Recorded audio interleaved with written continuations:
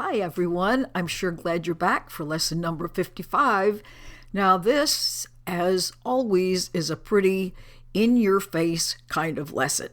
And it starts out by saying, well, I'm determined to see things differently because, moving on to the second one, what I see is a form of vengeance. Do you remember that vengeance means punishment for an injury? And then it says, I can escape this punishing world if I will give up attack thoughts.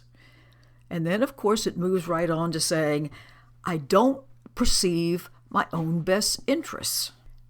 And because I don't perceive my own best interest and I don't even know what I am, I don't know what anything is for. So now let's take a look at those things in a little more detail. It says, as if we could not see for ourselves, what we see now might be disease or disaster or death, has nothing to do with love. And it says seeing these kinds of distressing things, whether they're major or minor in your life, is proof that we don't understand love and we don't understand creation. And most importantly of all, I have no idea what it is I am. It says a who, but it's really a what, because we're not really a personality. We just have no idea what we are. And then goes on to say, I am just determined to see witnesses to the truth of me rather than witnesses to this ego mind of me, which is in constant conflict with everything, because that's how it stays alive. Conflict is the ego's food. And then it says what is self-evident, which is what I see is absolutely not a representation of loving thoughts. Instead, it is a picture, a moving picture of an attack on everything by everything. Hardly a loving picture. It's my own attack thoughts that give rise to my particular picture and experience of the world. And my loving thoughts will therefore save me from this and allow me to have the peace that I was born to have. And then it goes right on to say, I can escape this punishing world if I will just stop my constant attack upon myself. You see, we think we're always guilty, which is basically a constant attack. So it says, stop, because here is salvation and nowhere else. Now, we try to find salvation by control and by manipulation and by attack and by all sorts of other things, which certifiably and through your own experience do not work.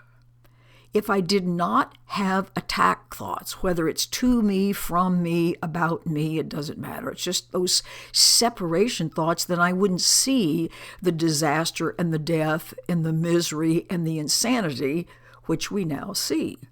So forgiveness, which means releasing these attack thoughts, lets love, which is right here, right anywhere where I am, to come back to my awareness. I could see peace and safety and joy, and this is my choice right here and right now. And then it says the obvious. How could I recognize my own best interests when I don't even know who I am? I think I'm a separate ego self, and I think my best interest would be getting my way, which is usually at the expense of anything and everything else, and it certainly requires everything to be separate from me. Mostly I defend against everything else, close down to everything else. I think that's how I'm going to be safe. Oh dear, what a hole we've dug ourselves in. So it says, all right, I can see, yes, I have lots of attack thoughts. Yes, I can see my world is much less than satisfactory. Yes, I'm beginning to put two and two together. So I've been given a guide, which in our particular case is A Course in Miracles. There are many different guides for different kinds of people, different places, different centuries, different levels of intellectual ability, and all sorts of things. There's always the right guide to love for everyone. And this will show me what my best interests are, which I can't possibly know now. Up to this point, the purpose of everything has basically been ego maintenance. I'm trying to prove to myself that my sense of separate self is real and actual, and therefore I have used everything and everyone to that purpose. I think that's what the world is for, and therefore I haven't realized that the real purpose of the world is love and healing.